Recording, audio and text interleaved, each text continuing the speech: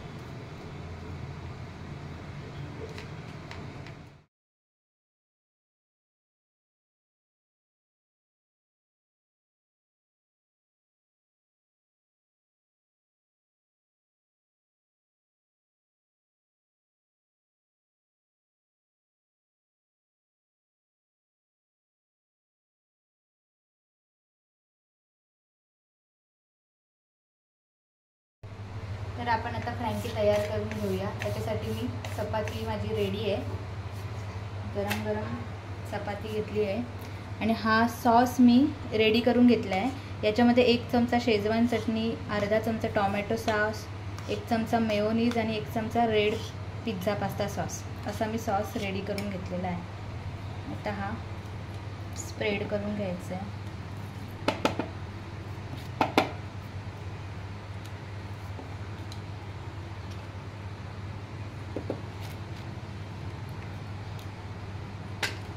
त्याच्यानंतर ही टिक्की घेतलेली आहे जी आपण रेडी केलेली आहे, त्याच्यावर हा चिरलेला कांदा,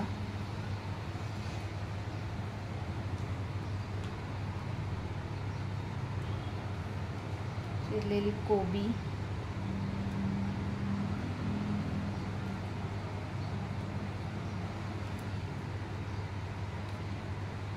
आणि चीज मी जसं तुम्हाला सांगितलं आहे आपल्या आवडीनुसार। एखाद्याला घ्यायचं नसेल तर नाही घेतलं तरी चालेल,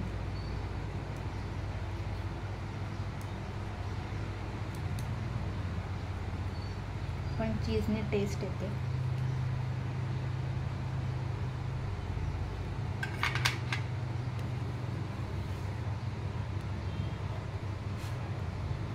अशा प्रकारे ही आपली फ्रँकी रेडी आहे। अशी फ्रँकी तुम्ही लहान मुलांना सुद्धा करून देऊ शकता। टेस्टी असते, हेल्दी असते आणि बाहेरची खाण्यापेक्षा घरगुती फ्रँकी कधीही चांगली। थँक्यू। अशाच माझ्या नवीन रेसिपी बघण्यासाठी माझ्या चॅनलला शेअर, सबस्क्राईब आणि फॉलो करा।